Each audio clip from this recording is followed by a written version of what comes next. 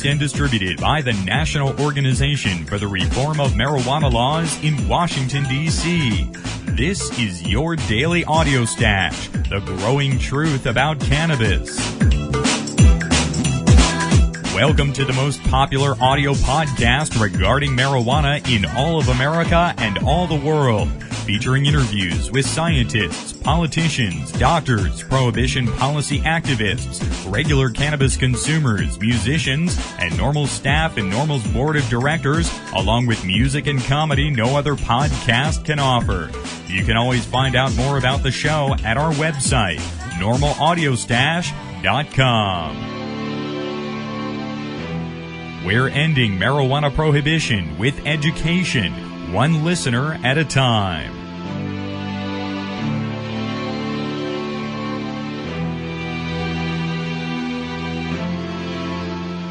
Welcome back to the Audio Stash. Today, it is Tuesday, June the 5th. Take a moment today to join us at NORML and help us end marijuana prohibition in America. Just visit NORML.org. It's a special day here today at the Audio Stash. We're celebrating our 1-year anniversary of podcasting today, and we're going to have some interview and event highlights from our coverage throughout the year, along with some music and comedy we've played. Folks, this program has been a resounding success in online media for NORML and for nonprofit online media in general. It's definitely contributed to a greater awareness of marijuana policy in this country. What's 1 year of podcasting meant? Well, let's look at the numbers. Total downloads have so far exceeded 2.3 million. We've had over 425,000 downloads since April 1st alone. We've featured over 300 individual voices here on the program. Over 225 of them were individually interviewed for this show, and then dozens of voices were gathered at the NORML Conference, Seattle HempFest, state legislative testimony, and other events around the nation. We've also produced a number of in-depth specials, like Election 2006, where we spoke with campaign coordinators from every ballot initiative taking place last November, many of which were successful. We also had the Schaefer Commission 2-day special where we dug up never-before-heard conversations recorded in the Oval Office centered around marijuana. We covered the Stony Awards in New York City, Seattle's HempFest, the Aspen Legal Seminars last year, Colorado's Amendment 44 with that showdown on the State House steps between Governor Bill Owens and SAFER supporters, NORML's Conference 2006, of course, last year, where we recorded almost every presentation and speech and podcasts, 2 shows directly from the event, including Tommy Chong's keynote address there, and our Year of Marijuana 2006 coverage covering the most important reform developments of that year. Our top science and medical stories of 2006 was featured that same week, the first week of January. We featured Dr. John Morgan and Dr. Mitch Earlywine going over those stories. Our college week this year, we spoke with 9 NORML campus chapter coordinators about their work, along with Students for Sensible Drug Policy. We also had music and some coverage of the Doobie Awards down in Austin. And most recently, our 420 week, when we had economist Jeffrey Myron, Mark Emery, and Ed Rosenthal on that week, as well as Miss High Times and Bobby Black on the day 420 itself. The show came about when Alan St. Pierre called me in March of 2006 and asked if I could propose a daily podcast for the foundation. I replied that we could certainly produce a 30-minute daily audio podcast. Here's the intro from our premiere show. Produced and distributed by the National Organization for the Reform of Marijuana Laws in Washington, D.C. This is your daily audio stash, the growing truth about cannabis.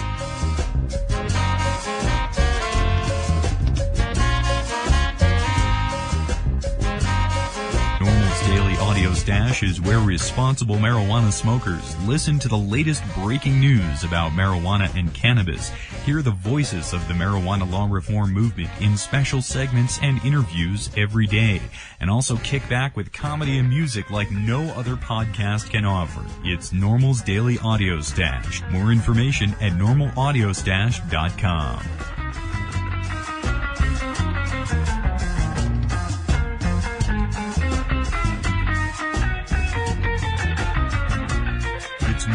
year, and it's Activism Day on the Daily Audio Stash. It's also our premiere show on June the 5th. After breaking news, we'll have our first segment on marijuana and MySpace, helping you find National NORML's official presence up there on that popular networking site.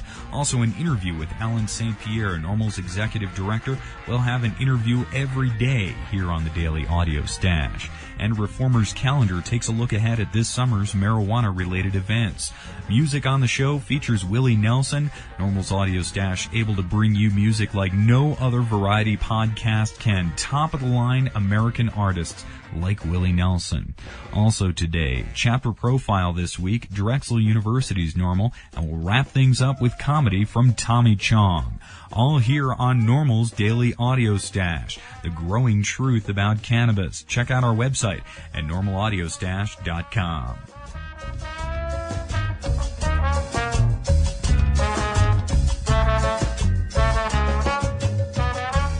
That was our intro from our premiere Audio Stash episode, June the 5th, 2006. We've got NORML's executive director and the executive producer of this program, Alan St. Pierre, on the line today to talk with us during our one-year anniversary show. Alan, welcome back to the program today. Good day, Chris. It is especially good to speak with you today, Alan. Time sure has flown by when we're gathering up the marijuana audio out there. Tell us what your vision for NORML podcasting was when we began the project. That more than you and I would be listening to it. and that was well achieved after the very first day when a few thousand people downloaded this first broadcast, and from that point forward, it has moved upwards exponentially. And Alan, have you heard from listeners who've called or emailed when they've heard something on the podcast? Oh, absolutely. In fact, we get a lot of great feedback both by email and by phone, and in today's world, it's rather immediate. Somebody will have downloaded the broadcast after 4:20 p.m. on the East to their podcast or other like device. They will be listening to something that it was recorded, and with their cell phone, whether they were supportive or upset about something, call the national office. In many cases, we can still hear the audio coming through their headphones, which is a rather amazing loop to complete, and to think that 5, 10, and certainly 20 years ago, technologically speaking, none of this was possible. The other area that has been one that we never could have predicted is the number of visually impaired individuals who really rely on this as the primary way to learn about what's going on with marijuana. It's very hard to read the paper. It's hard to get conversion programs that'll go through the papers of the day in magazines, and certainly very few of them, as we all know, really focus on marijuana. So this, for them, has turned out to be an incredible boon. And we're always top ranked on iTunes in the government organizations category. Up there we compete with the federal government podcasts, big name politicians and the like. Has our podcast success contributed to perhaps a more mainstream political acceptance of NORML and the message of marijuana reform, do you think? Well, it has in many respects. It's wonderful to be up there with Mrs. Clinton's web pages and Obama's, and we're almost always just behind the president's Saturday weekly address. And so it demonstrates not only to the mass audience, but to potential funders, institutions that support groups like NORML, to demonstrate just how mainstream this issue is, to demonstrate how popular the issue is, and to demonstrate how responsible NORML is presenting the issue. And Alan, you've listened to almost every single show we've created. What are some of the standout voices for you? Well, certainly I always enjoy conversations with Rick Steves. I think he's one of the most fascinating, transparent, and creative professionals ever to step forward to support marijuana law reform. I have found that some of the interviews with some of the genuine stakeholders in reform. I remember an interview with Rudy Reyes, if I'm pronouncing his name correctly, the burn victim from San Diego. Just an amazing story told about how he's gotten from point A to point B, from being burned in this fire to now suing the state of California and the city of San Diego for denying him access to medical marijuana. All the academicians that have been on there and talked about their theories that 5 or 10 or 20 years ago were dismissed, which today are found in mainstream science and psychology. I guess the creative artists and the comedians that have been on there to share with them the levity that cannabis brings into their life. So it really has met all expectations that it is an NPR-like quality broadcast that is very specific to cannabis. Well, Alan, it really has been a very busy and very fun year here for audio podcasting at NORML, and I'm very much looking forward to getting into year 2 tomorrow. Well, thank you very much, Chris. None of this could have been possible without your hard work and your creativity and willingness to reach out to all of these different people and bring them to essentially the hub of the marijuana law reform movement, and that is NORML. Thank you very much, Alan, and thanks again for joining us here today. Thanks, Chris. Alan St. Pierre is the Executive Director of National NORML and Executive Producer of this podcast. You can reach Alan with your questions and comments at area code 202-483-5500. Alan has appeared here on the show on almost 50 separate occasions, and even more times in his own reports. Let's listen to some of our highlights of Alan St. Pierre right here on the Audio Stash. The burning question: who today supports marijuana prohibition? This is the number one question submitted to NORML's popular webpage. Answer: no single individual within the U.S. government bureaucracy or any private entity is responsible for America's misguided war on marijuana. Rather, it's a complicated, well-funded, and self-interested anti-cannabis cabal. To make a long story short, those who most strongly support and benefit from the status quo, and in many instances seek to enhance it, include federal and state government bureaucracies that are nearly wholly dependent on cannabis prohibition, namely the DEA, the Drug Enforcement Administration, ONDCP, Office of National Drug Control Policy, NIDA, National Institute on Drug Abuse, and the many anti-marijuana divisions within the national security apparatus, including DHS, Department of Homeland Security, DOJ, Department of Justice, FBI, Federal Bureau of Investigations, DOS, Department of State, DOD, the Department of Defense, HHS, the Department of Health and Human Services, FDA, Food and Drug Administration, of course, as well as U.S. Customs. Other than Alan St. Pierre's constant support, contributions, and story suggestions, one person has been very instrumental to the success of this podcast, and that's NORML's senior policy analyst, Paul Armentano. Paul edits our daily news segments, and this is no small task. Every day I'm on the lookout for marijuana news, and Paul is the best source for it. When I write a story, I send it to Paul for his edits. Sometimes the story gets only minor changes. Sometimes Paul has to do some pretty major edits. And for this, I'm personally supremely thankful. Having Paul's help with the coverage and direction of this program has proved invaluable. Few individuals in the entire country have the knowledge and expertise Paul possesses to bring complex topics into focus on every facet of marijuana information and reform. Paul has appeared here on the program more than 40 times to cover breaking news developments, legislative reform efforts, and his own white papers, including Cannabis, Smoke, and Cancer and Emerging Clinical Applications for Cannabis and Cannabinoids.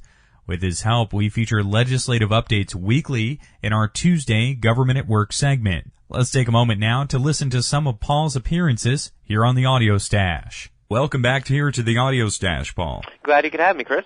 Last week there was a weekly press release story hinting that breast cancer could be stopped by using cannabinoids, and this is big news in the cancer research community.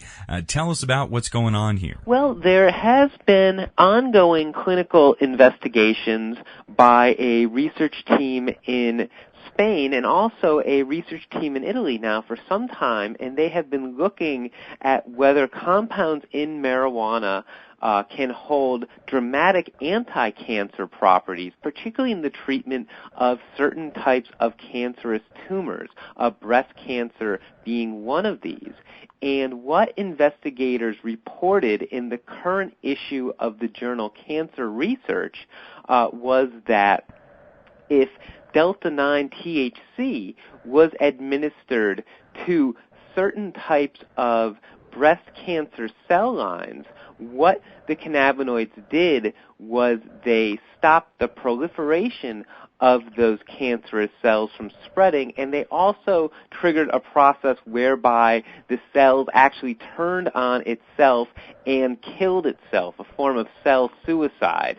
And this is actually the latest in a long line of preclinical findings demonstrating this result, that in fact compounds in marijuana appear to have, in certain cases, potent anti-cancer properties, at least in animals and in a petri dish in certain cells. Again, all this is happening in a lab, in a petri dish. They also do have animal models as well. There are certain studies that are done where animals have these certain types of tumors, and then the animals are injected with the cannabinoids, and they measure whether the tumors have they shrank or have they proliferated. Paul, if I'm reading this report right, they seem to indicate that these cannabinoids not only kill off the cancer cells, but somehow protect the good cells around them.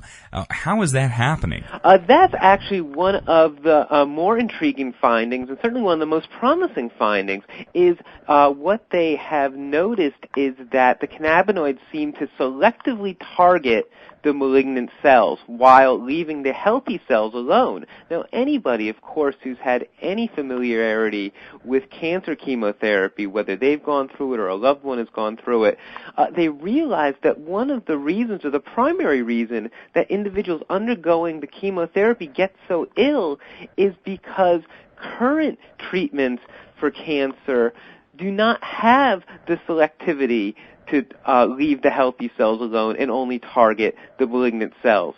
Current therapies target all the cells and try and kill them off, and that's why individuals get so sick. So to have an agent that potentially can selectively target the bad cells while leaving the healthy cells alone would certainly be a dramatic breakthrough. This seems like a huge breakthrough in cancer treatment. I mean, I looked out there in my own limited way on the internet and couldn't find anything else that selectively targets cancer cells and kills them. No, it certainly is a very intriguing finding. What is also interesting is that we're not just talking about one particular cannabinoid here. The most recent study, this one that we talked about last week, they looked at delta-9 THC and its impact on breast cancer. But there was actually a study that was published just about 1 or 2 months ago by a separate research team out of Italy.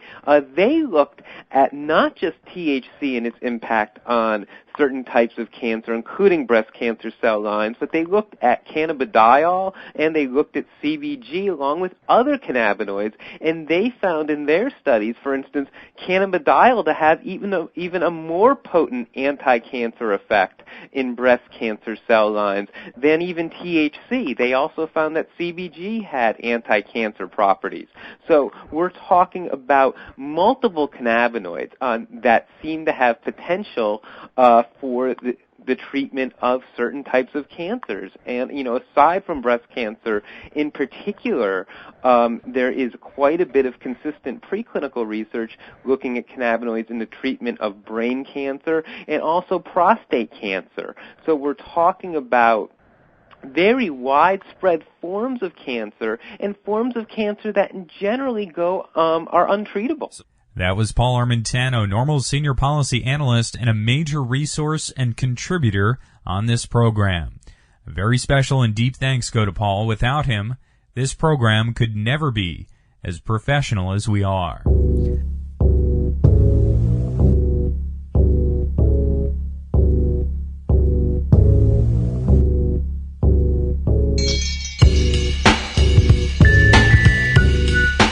Joining us today for a quick moment here on the Audio Stash is our regular weekly guest, Dr. Mitch Earlywine.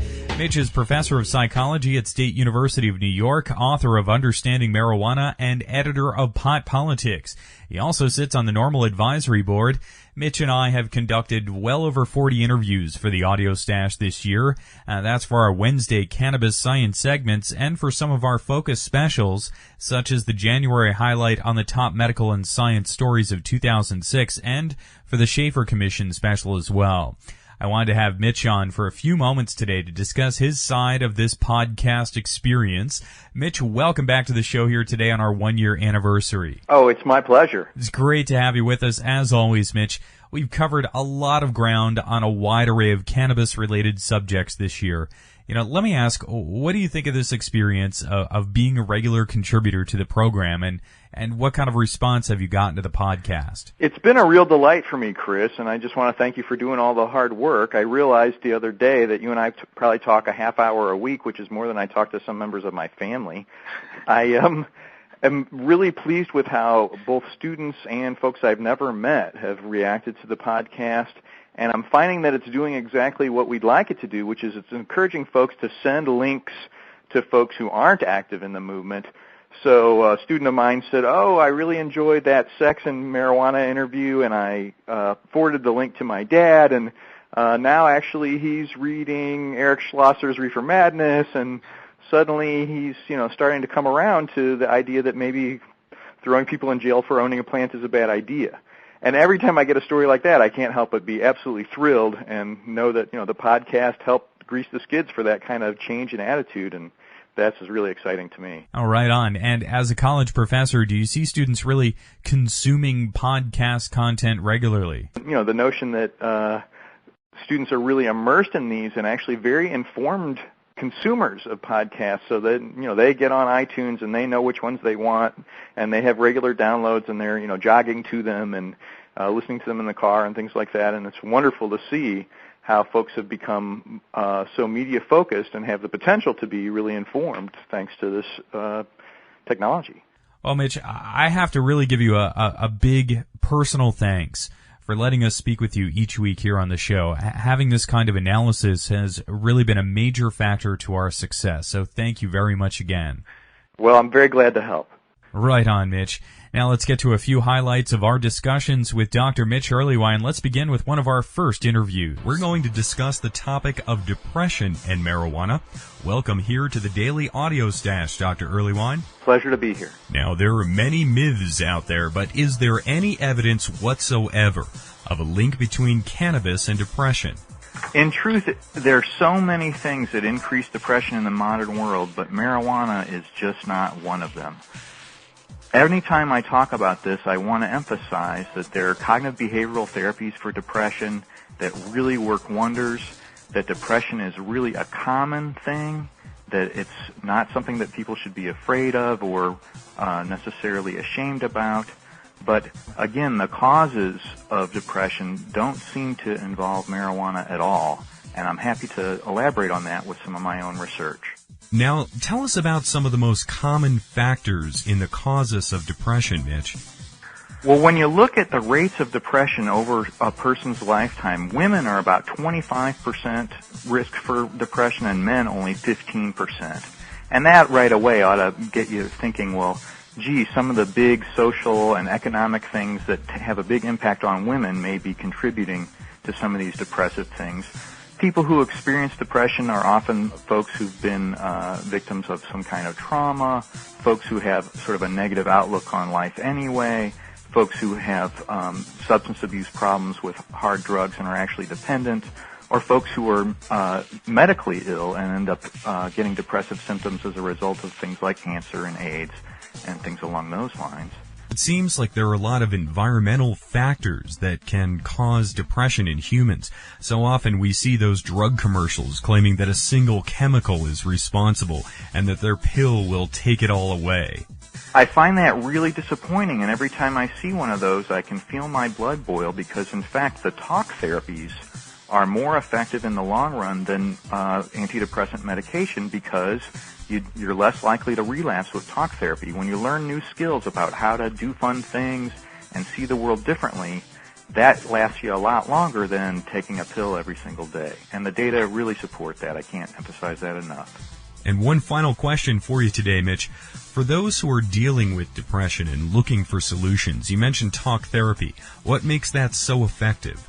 The cognitive behavioral therapies are really the best, and what it does is it alters the way you look at the world, but also gets you out there doing fun things. When you deal with depressed folks, a lot of times they're not doing anything that's particularly fun. It makes perfect sense why they would be depressed.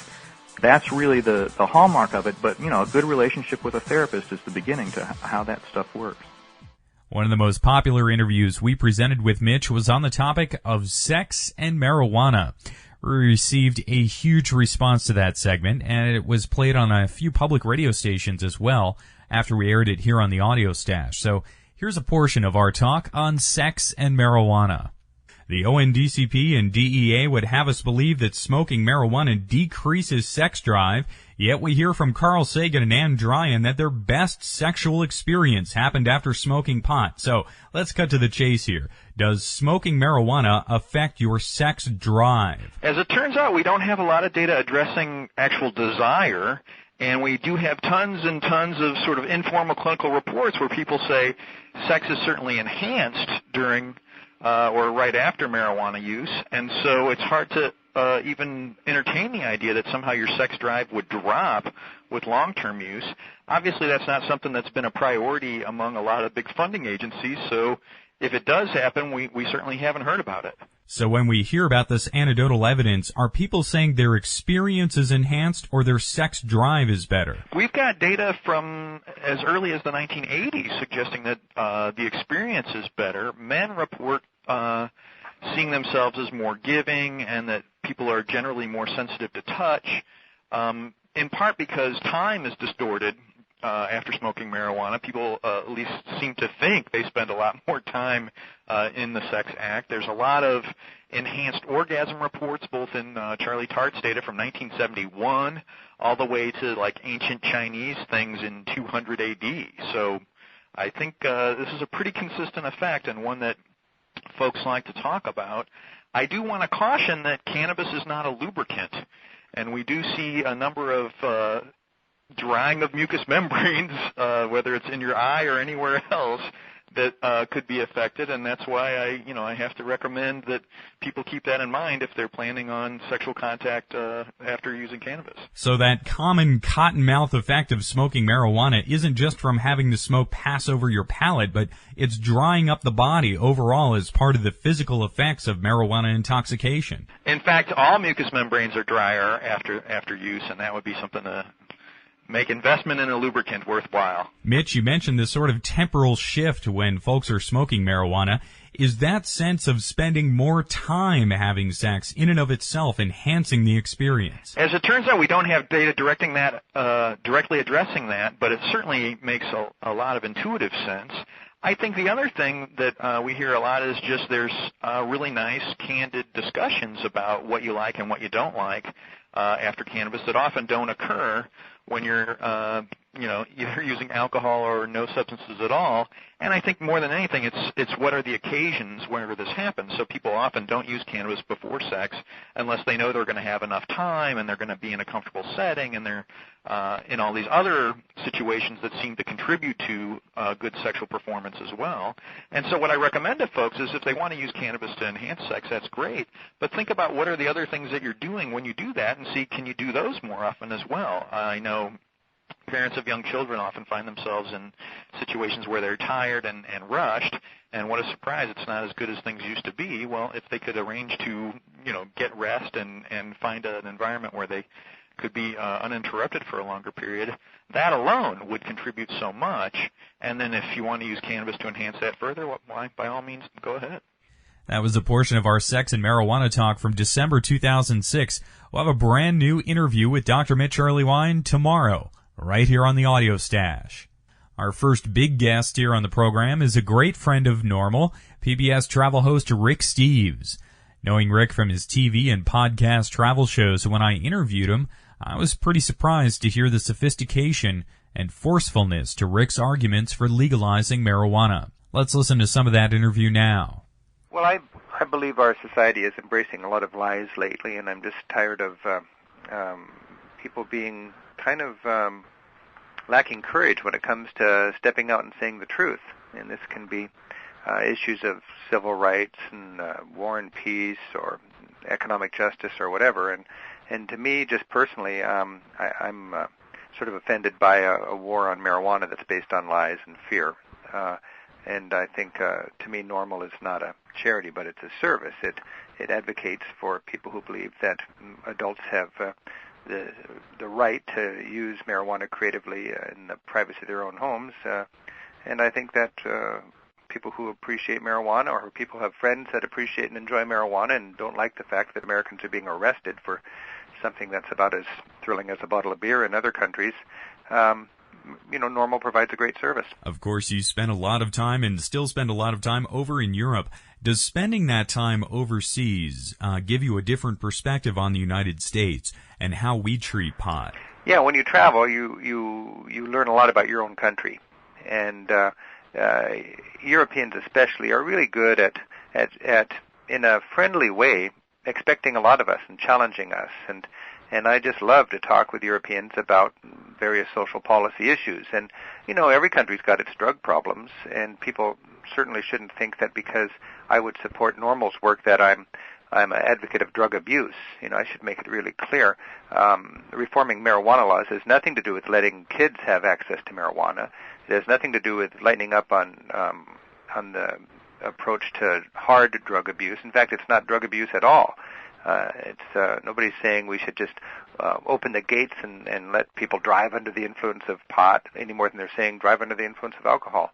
There's just a sane approach to marijuana, and that, I think, is borne out by the track record that European countries have had after the last decade of not arresting people for smoking pot. I think in the Netherlands they've got a very nice approach to this. In the Netherlands and in much of Europe, they really believe that a society has to make a choice, tolerate alternative lifestyles or build more prisons. And then they'll tell me right after that, in America has more people in prison per capita than I think any other developed and civilized nation. That was Rick Steves in a June 2006 interview right here on the Audio Stash. We'll be speaking with Rick again for a new interview later this month. A lot of people ask who some of my favorite guests have been. Personally, one of the conversations we recorded for the Audio Stash that is very close to my heart is our interview with NORML Advisory Board Chairwoman Ann Dryan. I had also interviewed Ann on my public radio show in Santa Fe about her editing the spoken lectures of her late husband, Carl Sagan, into the new book, The Varieties of Scientific Experience. Ann also agreed to interview with us for the Audio Stash and share some of her views about marijuana. Let's listen to some of that interview now. I know, and it was funny. I had some trepidation going out there, and I was thinking they were going to think, who is this woman? What is she doing here?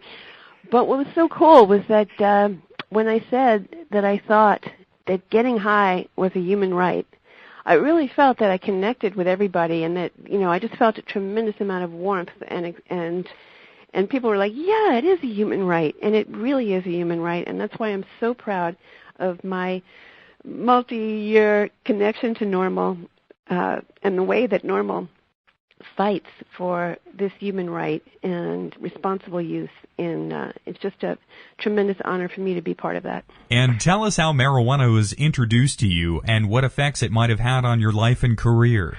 I started smoking marijuana when I was 15. It was the 60s. And I have to say that I cannot think of a single problem that marijuana has ever caused me, except perhaps for misplacing my keys repeatedly. But apart from that, it has enhanced my life, my family life, my professional life, every aspect of my life. And for me, the fact that it's always been, completely integrated into my life, and yet never in any way has there ever been an issue of that it was addictive. There have been long periods in my life, and there still are, where I just simply don't smoke marijuana. And when I want to, I do. And I really believe that that's a right that everyone should have. I don't understand, especially in the case of medical marijuana, but not only in that case, why in a free country this should still be an issue 10, 20, 30 years later, after its efficacy in taking the worst suffering in cancer and AIDS and glaucoma and other diseases. The fact that it mitigates that suffering, that case has been made repeatedly, and yet here we are in 2006. It seems insane, still struggling to get that human right to use a plant which we have as human beings, 10,000 or more years of very positive experience with. What's been your experience speaking with people about marijuana? Well, I try to make it I'm very upfront about my relationship to NORML. I'm very proud of it. And all I can say is that in the 15 years or so that I've been working for NORML, I have yet to bring that up and receive a negative reaction. I mean, sometimes people are surprised because they see me in a scientific context, and they've been so brainwashed to think that only sort of amotivational people who never accomplish anything smoke marijuana. But what's so interesting to me is I've never heard anybody really be negative about it, and the vast majority of the time, people are wildly enthusiastic, and they're really they're kind of, surprised, but then they're like, oh yeah, and that's the thing, is that I feel that this whole country the use of marijuana is so much more widespread, and it's very much like the Victorians with human sexuality. It's like if you were to listen to the way people spoke in polite conversation in the Victorian period, you would think that no one was having any sex. But of course, it was obviously not the truth. And the same thing is true here: is that people are afraid for their jobs, they're afraid for their reputation, and so they feel they can't be honest about it. But my experience in other realms, for instance, in the scientific community, is that there is no lie that is helpful. In fact, lies are pernicious. Fear and secrecy eat up our souls. And there are a lot of people who aren't in a position to be as forthright about this as I am. But the more of us who are completely open about it, the more hope we have of getting a sane drug policy in this country. That was author Ann Dryan, the chairwoman of the NORML Advisory Board, here in her Audio Stash interview, and we hope to have her back very soon. The biggest revelation for me on marijuana policy in doing this podcast is just how intertwined marijuana prohibition is with civil rights. It's my personal belief that marijuana reform is the most pressing civil rights issue in our country today. And without an end to marijuana prohibition, we'll never make progress in other broader areas like poverty reduction, health care, or true racial equality. And it's on this topic of the racial disparity of marijuana law enforcement that shocked me the most. We've highlighted the topic with numerous guests like Andy Golub of New York, who found that anyone of color is about twice as likely to be arrested in New York City for marijuana in public view violations and 3 times as likely to get jail time for such a violation. But 2 voices who joined us on the topic of racial disparity are some of the most amazing interviews of the year. Our next highlights will feature Judge William Murphy Jr. of Baltimore and Chicago Tribune journalist Clarence Page, who joined us twice this year. I met Billy Murphy at the 2006 NORML conference in San Francisco. We have links to his speech there at normalaudiostash.com. Billy's presence and his message are extremely powerful and compelling. Here's Billy speaking with us this winter. The numbers of those in prison on probation or on parole disproportionately higher for young black men. Billy, are these numbers a surprise? No, this is a result of a trend that began in 1968 when Richard Nixon decided to wage a war on drugs against black people and maintaining essentially a status quo in the white community, treating drug abuse and the drug issue as a medical problem. That had been the way that we were approaching drug addiction in America as a whole for many, many years. And the case law that was being developed in the pre-war on drugs era in the 60s was excellent case law where, for example, drug addiction was not regarded as a crime. It was regarded as a medical condition.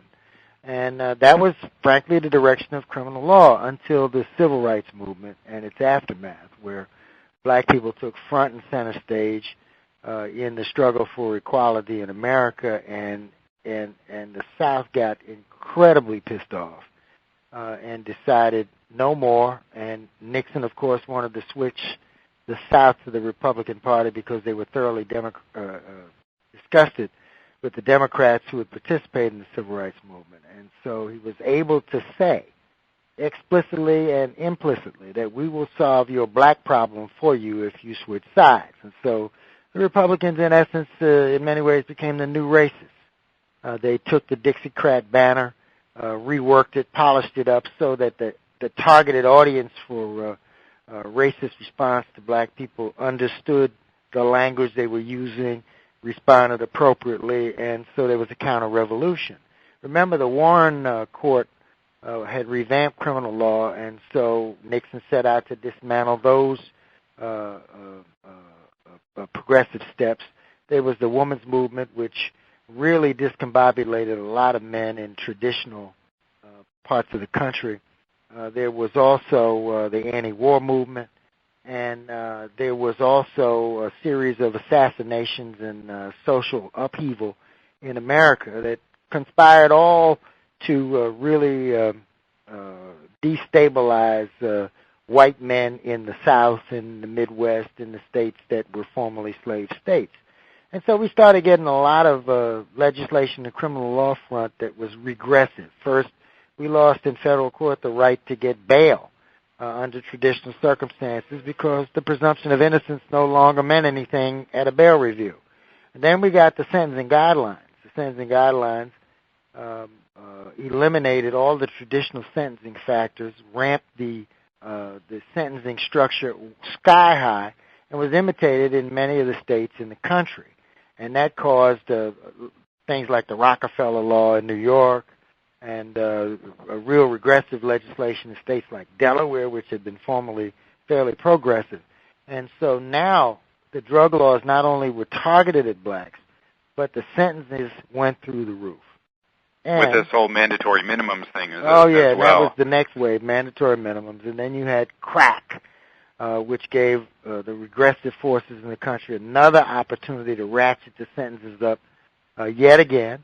And finally, we've got white folks becoming, as we put in the black community, niggerized in this whole security scandal and Wall Street stuff where you're seeing businessmen at age 50 getting essentially life sentences.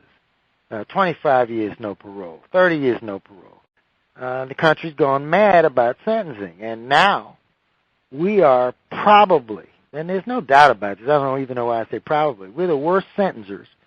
We give the longest sentences to more people than any other so-called civilized country in the history of the world. More than the Soviet Union during the height of the Gulag. More than present-day China. More than South Africa at the height of apartheid. More than any other European nation. I mean, by far. We criminalize everything and everybody, especially if they're black drug users or drug dealers. That was Judge Billy Murphy, Jr. of Baltimore in his Audio Stash interview. In covering race and prohibition, I had an incredible discussion this year with Chicago Tribune journalist and political commentator Clarence Page. Many know Clarence as a frequent panelist on the McLaughlin Group or on PBS NewsHour with Jim Lehrer. And many in marijuana policy reform know him as a man who has spoken about the issue of ending prohibition for many years. I met Clarence for the first time at the Students for Sensible Drug Policy Conference in Washington last November, where he sat on a panel with talk radio personality Bill Press and Ryan Grimm from Politico.com. Clarence interviewed with us that day and said to call him to interview him again. When I decided to focus on race and prohibition again, I asked Clarence to join us, and he offered an incredibly personal insight into American racism and his views about the institutional racism of prohibition. Here's a portion of our February interview with Clarence Page. And Clarence, can we look at all of this data and say that marijuana prohibition enforcement is really a form of institutionalized racism in our country? Yeah, it fits that definition, certainly, of systemic racism in terms of how the system is weighted against certain people of color, and that leads to cyclical forms of discrimination. Police profiling, for example. The more likely to stop a young black male, say, than a young white male, even though the two may be dressed in similar fashion. This leads to more involvement in the criminal justice system, to the point where studies, a sentencing project some years ago arched eyebrows by showing that 25% or more black males between ages of 18 and their late 20s were involved in some way in the criminal justice system, either jail, arrest, or waiting trial, or on parole. So is this one issue, marijuana prohibition, and even drug policy in general, are these issues a wrench in the works for American race relations right now? I think it's one wrench, certainly. The thing that really strikes me about marijuana is that here is a drug that most Americans we can see would like to legalize it, at least for medicinal purposes. And even the government, I have found, has covered up the fact that people are still being arrested and held and sentenced for marijuana offenses. I had two different drug czars tell me to my face that, nobody gets arrested for marijuana anymore. I mean, like this casual comment, as if I was just going to accept that, and questioning further, they had to admit, yeah, there are some. I mean, this is the kind of thing that really strikes me about the marijuana arrest, because our society is just so two-faced about it, and our Congress is so two-faced about it, with overwhelming evidence of public support for at least medicinal marijuana. You can't get more than a minority of voters in the House to vote for it, to go on record voting for it, although that minority has slowly been growing every year. That was Chicago Tribune columnist and political commentator Clarence Page, interviewing with us this February. There are a number of elected officials who appeared here on the podcast.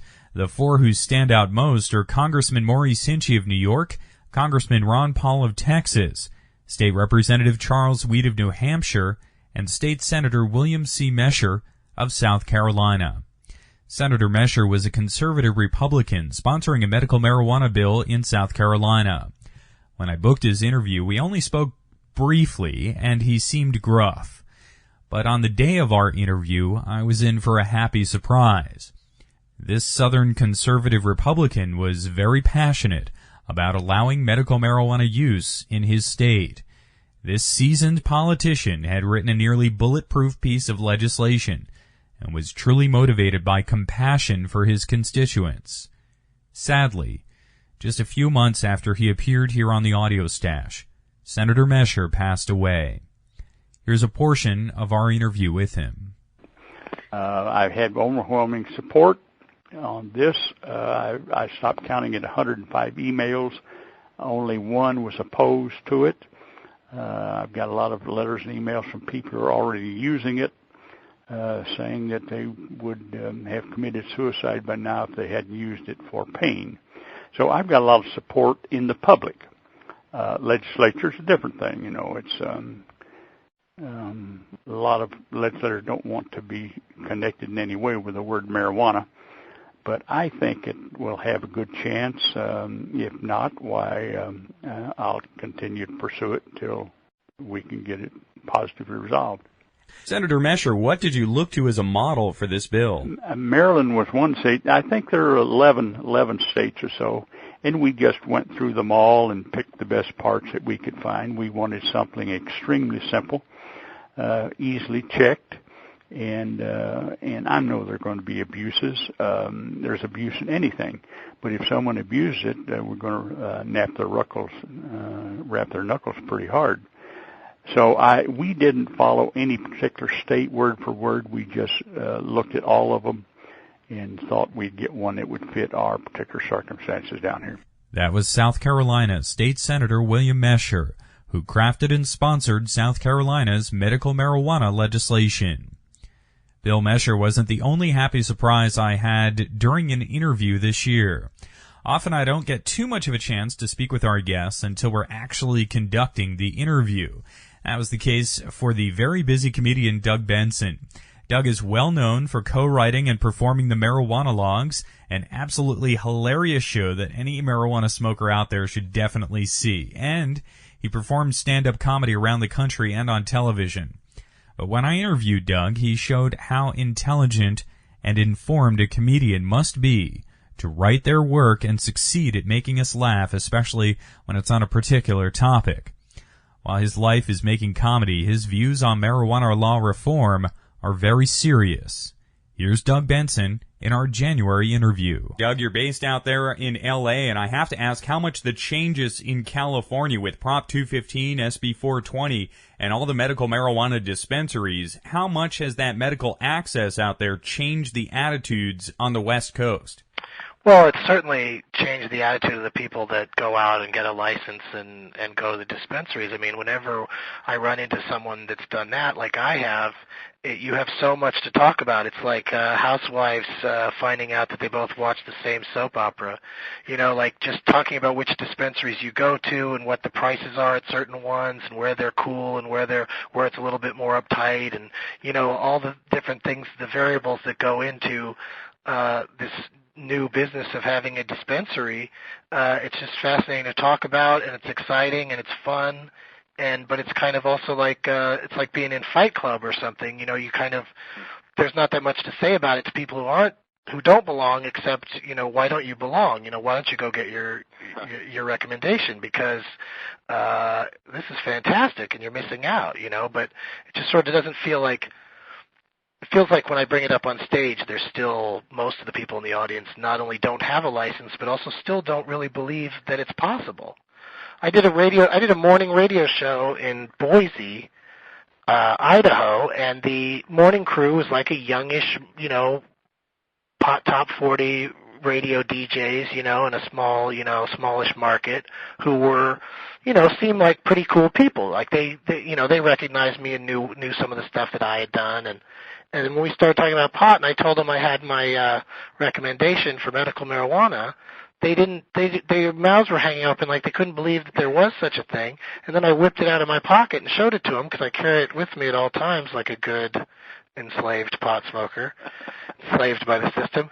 And they just couldn't believe it. They were just stunned. And and they're, you know, they're in morning radio where, you know, all those people do is talk about everything that's going on in the media and the world. I just don't think it's gotten enough attention yet to really, you know, get everybody to react accordingly, which is to, you know, allow these laws to continue. And that's the great thing about Nevada, is that, you know, this is a medical marijuana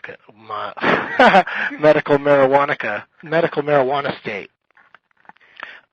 So that's another kind of weird thing about this state, is that I do believe it's still, if you don't have your recommendation, I believe it's probably still a pretty heavy crime. And doing shows like the Marijuana Logs, do you sort of inadvertently out pot smokers during the performance sometimes? Yeah, well, I did a show recently in Miami where there was, like, it was a company party, came down to the comedy show, and they just happened to get a show about, you know, featuring a guy who talks a lot about pot, and they, you know, they all work for this company where they're all drug tested. And the way I found that out is after the show, two of the guys from the company came up to buy my CD, and I said, "Hey, you guys are pot smokers. Why didn't you, you know, yell out when I asked where the pot smokers were?" And they both went, "Dude, keep it down. Our boss is here, and we get drug tested." Oh, wow. And they were buying the Marijuana Log CD. So that's, you know, that's really what disturbs me the most about the whole issue of medical marijuana, or marijuana in general, is just that no one should lose their job or go to jail for using it for whatever reason they're using it for. That was comedian Doug Benson in our January interview. We spoke with comedian Lee Allen that same day. Lee is the producer of the Pot's Greatest Hits CD, and we played a bunch here on the Stash, and we have links to Lee's and Doug's interview in the Audio Stash Guest Interviews archive. Just go to the Audio Stash archive at normalaudiostash.com. Another big portion of weekly contributions here to the Stash come from writer Steve Bloom. Steve has written for Rolling Stone, High Times, Relics, and a number of other mags and newspapers. He's produced the Stony Movie Awards, the Doobie Music Awards, and his newest project has been keeping up with the celebrities of the world who enjoy marijuana and some other things at his website, celebstoner.com. Steve joins us each Friday here on the program for Celeb Stoner updates. Here's a little highlight set with Steve.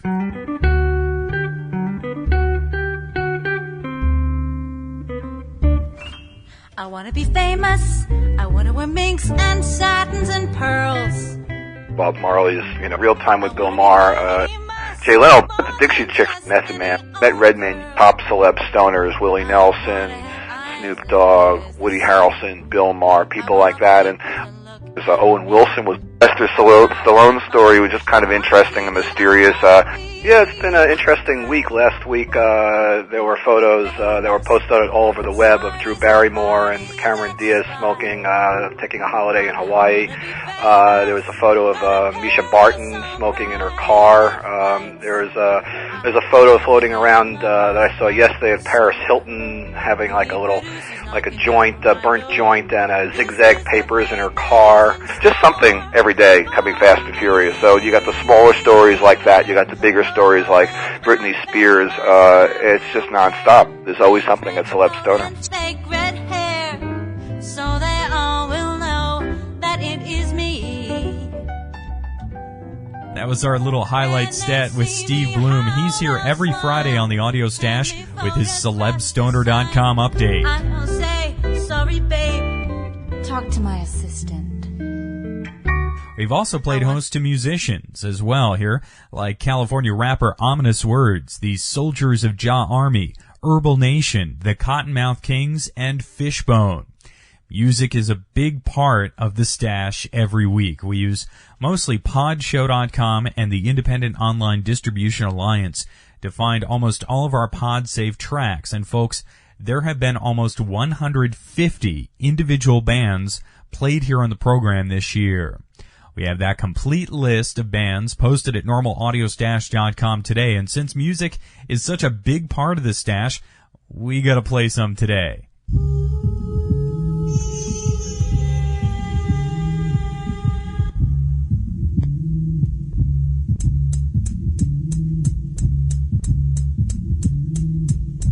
Stoned is what I am, high is what I get.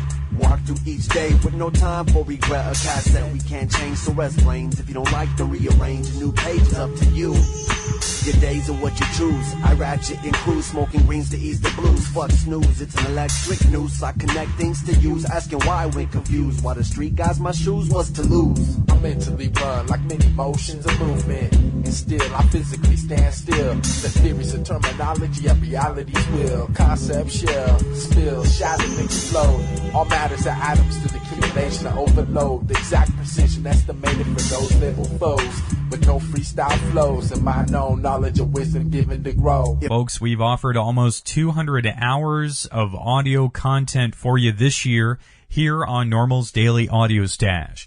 You can listen up to every single show we've ever played right up on our website at normalaudiostash.com in the NORML Audio Stash archive. Many of the individual interviews are also offered in the guest interviews section on the archive, and we're working on a re-update of the Audio Stash website. So look out for big changes to normalaudiostash.com, a better looking site, more individual interviews posted, a better working archive up there. It's all coming at you in year 2 of NORML's podcasting. And the biggest thank you goes to all of you out there right now listening to this program. Thank you for downloading the Audio Stash and making us the most popular marijuana-centered podcast in the world. Thank you for downloading the Audio Stash. We're going to have more great programs starting tomorrow. I'm your host, Chris Goldstein. We'll be back at 4:20 tomorrow.